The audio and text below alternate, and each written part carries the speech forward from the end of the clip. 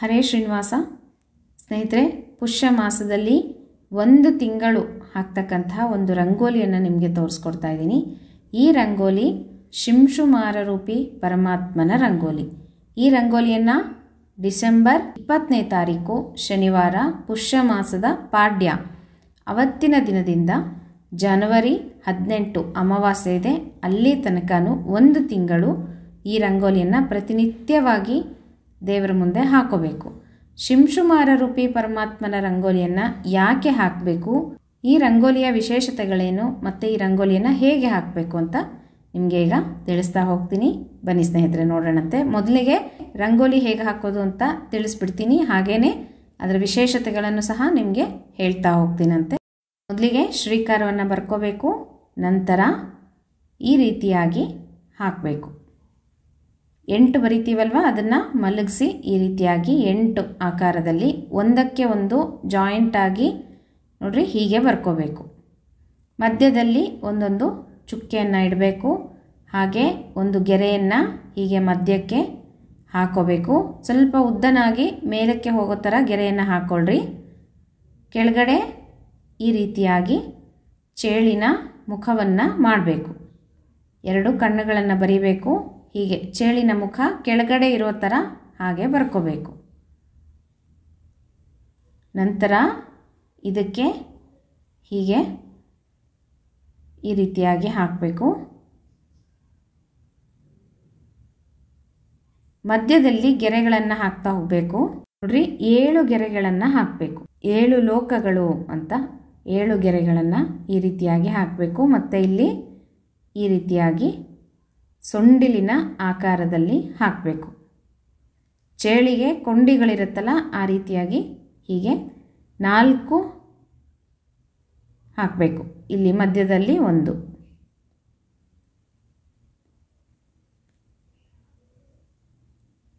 ಇದಿಷ್ಟು ರಂಗೋಲಿಯನ್ನು ಹಾಕೊಂಡ್ಮೇಲೆ ಹೀಗೆ ಇಲ್ಲಿಂದ ಒಂದು ಬಾಲದ ರೀತಿಯಲ್ಲಿ ಹೀಗೆ ಸುತ್ತಬೇಕು. ತಂದು ಈ ಕಡೆನೇ ಹಾಕಬೇಕು.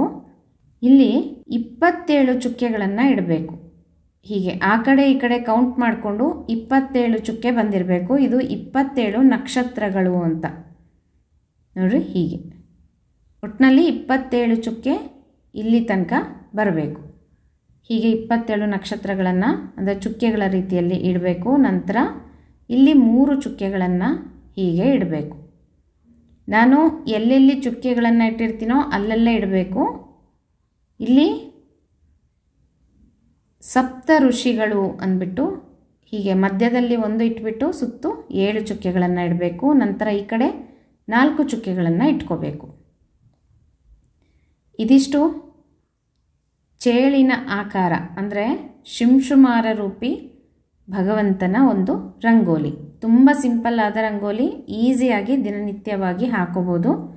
ಹೀಗೆ ರಂಗೋಲಿಯನ್ನು ಹಾಕ್ಕೊಂಡು ಅರಶಿನ ಕುಂಕುಮವನ್ನು ಏರಿಸಿ ಒಂದು ತುಪ್ಪದ ದೀಪವನ್ನು ಹಚ್ಚಿಡಬೇಕು. ಈ ರೀತಿ ಪುಷ್ಯ ಮಾಸ ಒಂದು ತಿಂಗಳು ಈ ರಂಗೋಲಿಯನ್ನು ಹಾಕೋದ್ರಿಂದ ನಮಗೆ ಗೊತ್ತಿಲ್ಲದೇನೆ ನಮ್ಮ ದೇಹದಲ್ಲಿ ಯಾವುದಾದ್ರೂ ವಿಷ ಪದಾರ್ಥ ಸೇರಿಕೊಂಡಿದ್ರೆ ಅದು ತೊಲಗಿ ಹೋಗುತ್ತೆ ಅಂತ, ಅಷ್ಟು ಒಂದು ಶಕ್ತಿ ಈ ರಂಗೋಲಿಗಿದೆ. ಈ ರಂಗೋಲಿಯ ವಿಶೇಷತೆಗಳನ್ನು ನೋಡೋಣ ಬನ್ನಿ ಸ್ನೇಹಿತರೆ. ಈಗ ಇಲ್ಲಿಂದ ಪ್ರಾರಂಭ ಮಾಡೋಣ. ಇದು ವಿಷ್ಣು ಕೂರ್ಮ ಅಂತ ಕರಿತೀವಿ. ಇದರ ಮೇಲ್ಗಡೆ ಒಂದಿದೆಯಲ್ಲ, ಇದೇ ಥರದ್ದೇ ಮೇಲ್ಗಡೆ ಒಂದು ಬರೆದಿದ್ದೀವಿ. ಇದನ್ನು ವಾಯುಕೂರ್ಮ ಅಂತ ಕರೆಯೋದು.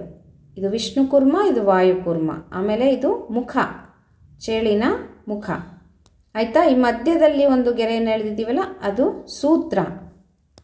ಆಮೇಲೆ ಇಲ್ಲಿ ಮೇಲ್ಗಡೆ ಒಂದು ಈ ರೀತಿಯಾಗಿ ಬರೆದಿದ್ದೀವಲ್ಲ, ಇದಕ್ಕೆ ಬ್ರಹ್ಮಾಂಡ ಅಂತ ಕರೆಯೋದು. ಈ ಬ್ರಹ್ಮಾಂಡದೊಳಗೆ 7 ಗೆರೆಗಳನ್ನು ಎಳೆದಿದ್ದೀವಿ. ಇದು 7 ಲೋಕಗಳು. ಯಾವುದ್ಯಾವುದು 7 ಲೋಕಗಳು? ಅತಳ, ವಿತಳ, ಪಾತಾಳ, ಸುತಳ, ತಳಾತಳ, ರಸಾತಳ, ಮಹಾತಳ. ಇದಿಷ್ಟು 7 ಲೋಕಗಳು ಇಲ್ಲಿ ಬರುತ್ತೆ. ನಂತರ ಮುಂದುವರಿಸಿ ಹಾಗೇನೆ ಒಂದು ಬಾಲದ ರೀತಿಯಲ್ಲಿ ಮಾಡಿ ಮೇಲ್ಗಡೆ ಕೊಂಡಿಯ ಥರ ಸುತ್ತಿದ್ದೀವಲ್ವಾ, ಅದಕ್ಕೆ 27 ನಕ್ಷತ್ರಗಳ ರೀತಿಯಲ್ಲಿ ಚುಕ್ಕೆಗಳನ್ನು ಇಟ್ಟಿದ್ದೀವಿ. ಹಾಗೆ ಚುಕ್ಕೆಗಳನ್ನು ಇಡುವಾಗ 27 ನಕ್ಷತ್ರಗಳನ್ನು ಸ್ಮರಣೆ ಮಾಡ್ತಾ ಅವುಗಳ ಹೆಸರುಗಳನ್ನು ಹೇಳಿ ಚುಕ್ಕೆಗಳನ್ನು ಇಟ್ಟರೆ ನರಕ ಪ್ರಾಪ್ತಿ ಆಗೋದಿಲ್ಲ ಅಂತ ಹೇಳ್ತಾರೆ. ಹಾಗಾಗಿ 27 ನಕ್ಷತ್ರಗಳನ್ನು ಸ್ಮರಣೆ ಮಾಡಬೇಕು. ಅಶ್ವಿನಿ, ಭರಣಿ, ಕೃತಿಕಾ, ರೋಹಿಣಿ, ಮೃಗಶಿರ, ಆರ್ದ್ರ, ಪುನರ್ವಸು, ಪುಷ್ಯ, ಆಶ್ಲೇಷ, ಮಘ, ಪುಬ್ಬ, ಉತ್ತರ, ಹಸ್ತ, ಚಿತ್ತ, ಸ್ವಾತಿ, ವಿಶಾಖ, ಅನುರಾಧ, ಜ್ಯೇಷ್ಠ, ಮೂಲ, ಪೂರ್ವಾಷಾಢ, ಉತ್ತರಾಷಾಢ, ಶ್ರವಣ, ಧನಿಷ್ಠ, ಶತಭಿಷ, ಪೂರ್ವಭಾದ್ರ, ಉತ್ತರಭಾದ್ರ, ರೇವತಿ. ಹೀಗೆ 27 ನಕ್ಷತ್ರಗಳ ಸ್ಮರಣೆ ಮಾಡ್ತಾ ಚುಕ್ಕೆಗಳನ್ನು ಇಟ್ಟರೆ ನರಕ ಪ್ರಾಪ್ತಿ ಆಗೋದಿಲ್ಲ ಅಂತ ಹೇಳ್ತಾರೆ. ಆಮೇಲೆ ಆ ಕೊಂಡಿಯ ಒಂದು ತುದಿಯಲ್ಲಿ 3 ಚುಕ್ಕೆಗಳನ್ನು ಇಟ್ಟಿದ್ದೀವಿ. ಆ 3 ಚುಕ್ಕೆಗಳು ಏನು ಅಂತಂದರೆ ಧ್ರುವರಾಜರು ಅಂತ ಹೇಳ್ತೀವಿ. ನಂತರ ಸ್ವಲ್ಪ ಕೆಳಗಡೆ 7 ಚುಕ್ಕೆಗಳನ್ನು ಇಟ್ಟಿದ್ದೀವಿ. ಅವರು ಯಾರು ಅಂತಂದರೆ ಸಪ್ತ ಋಷಿಗಳು. ಸಪ್ತ ಋಷಿ ಮಂಡಲ ಅಂತ ಹೇಳ್ತೀವಲ್ವ, ಹಾಗೆ 7 ಜನ ಋಷಿಗಳು. ಇದಿಷ್ಟು ಆದಮೇಲೆ ಈ ಕಡೆ ಪಕ್ಕದಲ್ಲಿ 4 ಚುಕ್ಕೆ ಇಟ್ಟಿದ್ದೀವಿ. ಇವರು ಧಾತೃ ವಿಧಾತೃ ಅಂತ ಕರಿತೀವಿ. ಯಾರು ಇವರು ಧಾತೃ ವಿಧಾತೃಗಳು ಅಂದರೆ, ಧಾತೃ ಅಂತಂದರೆ ಈಗಾಗಲೇ ಸಾಧನೆಯನ್ನು ಮಾಡಿ ಮುಕ್ತಿಯನ್ನು ಹೊಂದಿದಂತಹ ಬ್ರಹ್ಮವಾಯುದೇವರು. ವಿಧಾತೃ ಅಂತಂದರೆ ಸಾಧನೆಯನ್ನು ಮಾಡ್ತಾ ಇರುವಂತಹ ಬ್ರಹ್ಮವಾಯುದೇವರುಗಳು. ಈ ರೀತಿ 4 ಚುಕ್ಕೆಗಳನ್ನು ಇಟ್ಟಿದ್ದೀವಿ. ಈಗ ಕೊನೆಯದಾಗಿ ಇದೇನಪ್ಪ ಅಂತ ನೀವು ಕೇಳ್ಬೋದು. ಇದು 4 ಆನೆಗಳು ಅಂತ ಹೇಳ್ತೀವಿ. ಅಂದರೆ ಅಂಬಷ್ಟ ಅಂತ ಹೇಳ್ತಾರೆ. 4 ಆನೆಗಳು ಅಂತ ಕರೆಯೋದು. ಈಗ ಇದಿಷ್ಟು ಶಿಂಶುಮಾರ ರೂಪಿ ಪರಮಾತ್ಮನ ಒಂದು ರಂಗೋಲಿ ಹೇಗೆ ಹಾಕಬೇಕು, ಇದರ ವಿಶೇಷತೆಗಳೇನು, ಹೆಸರುಗಳು ಸಹ ನಿಮಗೆ ತಿಳಿಸ್ಕೊಟ್ಟಿದ್ದೀನಿ. ಇನ್ನು ಈ ರಂಗೋಲಿಯನ್ನು ನಾವು ಯಾಕೆ ಹಾಕಬೇಕು ಈ ಒಂದು ಪುಷ್ಯ ಮಾಸದಲ್ಲಿ ಅಂತ ತಿಳಿಸ್ತೀನಿ. ಹಾಗೆಯೇ ಈ ರಂಗೋಲಿಯನ್ನು ಹಾಕ್ಕೊಂಡು ಒಂದು ಮಂತ್ರವನ್ನು ಸಹ ಹೇಳ್ಕೋಬೇಕು ದಿನನಿತ್ಯವಾಗಿ. ಆ ಮಂತ್ರವನ್ನು ಸಹ ನಿಮಗೆ ತಿಳಿಸ್ಕೊಡ್ತೀನಂತೆ. ಈ ಒಂದು ಶಿಂಶುಮಾರ ರೂಪಿ ಪರಮಾತ್ಮ, ಶಿಂಶುಮಾರ ಅಂತಂದರೆ ಏನು ಅಂತ ತುಂಬ ಜನಕ್ಕೆ ಗೊತ್ತಿರೋದಿಲ್ಲ. ಮೊದಲು ನಾನು ಆ ವಿಷಯವನ್ನು ತಿಳಿಸ್ಬಿಡ್ತೀನಂತೆ. ಶಿಂಶುಮಾರ ಅಂತಂದರೆ ಭಗವಂತನ ಒಂದು ರೂಪ, ಚೇಳಿನ ಆಕಾರದ ಪರಮಾತ್ಮನ ರೂಪ. ಭಗವಂತ ಮಹಾವಿಷ್ಣುವಿನ ರೂಪನೇ ಶಿಂಶುಮಾರ ಪರಮಾತ್ಮ ಅಂತ ಹೇಳ್ಬೋದು. ಚೇಳಿನ ಆಕಾರದಲ್ಲಿ ಭಗವಂತ ತಲೆ ಕೆಳಗಾಗಿ ಇರ್ತಾನೆ. ಹಾಗಾಗಿ ಈ ಒಂದು ಭಗವಂತನ ಚಿಂತನೆ ಮಾಡೋದ್ರಿಂದ, ಅಂದರೆ ಶಿಂಶುಮಾರ ಅಂತಂದರೆ ಸುಖ, ಜ್ಞಾನ, ಪೂರ್ಣ ರೂಪ. ಯಾರು ಪರಮಾತ್ಮನನ್ನು ಜ್ಞಾನಾನಂದಮಯ ಅಂತ ತಿಳಿದು ಅರ್ಚನೆಯನ್ನು ಮಾಡ್ತಾರೋ, ಚಿಂತನೆಯನ್ನು ಮಾಡಿ ಭಗವಂತನ ಸ್ಮರಣೆಯನ್ನು ಮಾಡ್ತಾರೋ, ಅವರ ಪಾಪಗಳನ್ನು ನಾಶ ಮಾಡಿ ಅವರನ್ನು ಉದ್ಧಾರ ಮಾಡುವಂಥ ಭಗವಂತನ ರೂಪ ಈ ಒಂದು ಶಿಂಶುಮಾರ ಪರಮಾತ್ಮ. ಹಾಗೆ ನಾವು ಭಗವಂತ ಸುಖ ಕೊಡುವಂತಹ ಮತ್ತು ಜ್ಞಾನಪೂರ್ಣ ರೂಪವಾದಂಥ ಭಗವಂತ ಅಂತ ನಾವು ಯಾವಾಗಲೂ ಭಗವಂತನನ್ನು ಚಿಂತನೆ ಮಾಡಬೇಕು. ಈ ರೀತಿ ಚೇಳಿನ ಆಕಾರದಲ್ಲಿ ನಾವು ಈ ಒಂದು ಪುಷ್ಯ ಮಾಸದಲ್ಲಿ ಭಗವಂತನ ಚಿಂತನೆ ಮಾಡ್ತಾ ಈ ರಂಗೋಲಿಯನ್ನು ಹಾಕೋದ್ರಿಂದ ನಮ್ಮ ದೇಹದಲ್ಲಿ ಯಾವುದೋ ಒಂದು ರೀತಿಯಿಂದ ಸ್ವಲ್ಪ ಮಟ್ಟಿಗೆ ವಿಷಕಾರಕ ಅಂಶ ಸೇರಿಕೊಂಡಿರುತ್ತೆ ಅಲ್ವಾ. ನಾವು ತಿನ್ನುವಂಥ ಆಹಾರದಲ್ಲಿ, ಗಾಳಿಯಿಂದ ಆಗಿರ್ಬೋದು, ಹೀಗೆ ನಮ್ಮ ದೇಹದಲ್ಲಿ ಸೇರಿರುವಂಥ ವಿಷಕಾರಕ ಅಂಶವನ್ನು ತೆಗೆದುಹಾಕುವಂಥ ಶಕ್ತಿ ಈ ರಂಗೋಲಿಗೆ ಇದೆ. ಹಾಗಾಗಿ ನಮ್ಮ ದೇಹದಲ್ಲಿ ವಿಷ ಇದೆ, ಅದು ಹೊರಗಡೆ ಹೋಗಬೇಕು ಅಂದರೆ ಈ ಒಂದು ರಂಗೋಲಿಯನ್ನು ಪುಷ್ಯ ಮಾಸದಲ್ಲಿ ಪ್ರತಿನಿತ್ಯವಾಗಿ ಹಾಕಬೇಕು. ದೇಹದಲ್ಲಿ ವಿಷ ಸೇರಿಕೊಂಡ್ರೆ ಪಾಯ್ಸನ್ ಏನಾಗುತ್ತೆ, ದೇಹವನ್ನು ನಾಶ ಮಾಡುತ್ತೆ. ಹಾಗಾಗಿ ನಮ್ಮ ದೇಹದ ರಕ್ಷಣೆಯನ್ನು ಮಾಡ್ತಕ್ಕಂತಹ ಭಗವಂತ, ಚೇಳಿನ ರೂಪದಲ್ಲಿ ಇರ್ತಕ್ಕಂತಹ ಶಿಂಶುಮಾರ ರೂಪಿ ಪರಮಾತ್ಮ ನಮ್ಮನ್ನು ಆ ವಿಷವನ್ನು ತೆಗೆದು ನಮ್ಮನ್ನು ರಕ್ಷಣೆ ಮಾಡ್ತಾನೆ. ಹಾಗಾಗಿ ಈ ಒಂದು ರಂಗೋಲಿಯನ್ನು ಪುಷ್ಯ ಮಾಸದಲ್ಲಿ ಎಲ್ಲರೂ ತಪ್ಪದೆ ಹಾಕೋಬೇಕು. ಇನ್ನು ಒಂದು ಶಿಂಶುಮಾರ ರೂಪಿ ಪರಮಾತ್ಮನ ವಿಗ್ರಹಗಳು ಈ ರೀತಿಯಾಗಿ ಇರುತ್ತೆ. ಈ ರೀತಿಯಾಗಿ ಪ್ರತಿಮೆಗಳು ಸಿಗುತ್ತೆ. ಈ ಪ್ರತಿಮೆಗಳನ್ನು ಭಗವಂತನ ಪ್ರತಿಮೆಗಳ ಜೊತೆಗೆ ಇಟ್ಟು ಪೂಜೆಯನ್ನು ಮಾಡ್ತಾರೆ. ಈ ಭಗವಂತನ ರೂಪನೇ ಆದ ಕಾರಣ ಈ ರೀತಿಯಾಗಿ ಕೆಲವ್ರ ಮನೆಗಳಲ್ಲಿ ಈ ರೀತಿಯ ಮೂರ್ತಿಗಳು ಇರುತ್ತೆ, ಪೂಜೆಯನ್ನು ಮಾಡ್ತಾ ಇರ್ತಾರೆ. ಹೀಗೆ ಬೆಳ್ಳಿಯದ್ದು ಸಹ ಸಿಗುತ್ತೆ. ಇದರಲ್ಲಿ ಈ ರೀತಿ ಇರುತ್ತೆ.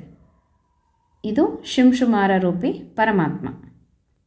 ಈ ಒಂದು ತಿಂಗಳು ಪುಷ್ಯ ಮಾಸದಲ್ಲಿ ಶಿಂಶುಮಾರ ರೂಪಿ ಪರಮಾತ್ಮನ ರಂಗೋಲಿಯನ್ನು ಹಾಕ್ಕೊಂಡು ಪೂಜೆಯನ್ನು ಮಾಡಿ ಕೊನೆಗೆ ಲಾಸ್ಟ್ ಡೇ ಅಥವಾ ಪುಷ್ಯ ಮಾಸದಲ್ಲಿ ಯಾವತ್ತಾದರೂ ಒಂದು ದಿನ ಈ ರೀತಿ ಶಿಂಶುಮಾರ ರೂಪಿ ಪರಮಾತ್ಮನ ಒಂದು ಮೂರ್ತಿಯನ್ನು ದಾನವಾಗಿ ಸಹ ಕೊಡ್ತಾರೆ. ಈ ಪದ್ಧತಿನೂ ಉಂಟು, ಸಾಧ್ಯವಾದವರು ದಾನವಾಗಿ ಕೊಡ್ಬೋದು. ಈ ಶಿಂಶುಮಾರ ರೂಪಿ ಪರಮಾತ್ಮನ ವಿಶೇಷತೆಗಳೇನು ಅಂತ ತಿಳ್ಕೊಳ್ಳೋಣ ಸ್ನೇಹಿತರೆ. ಭಾಗವತದ 5ನೇ ಸ್ಕಂದದಲ್ಲಿ ಶಿಂಶುಮಾರನ ವರ್ಣನೆಯನ್ನು ಮಾಡಲಾಗಿದೆ.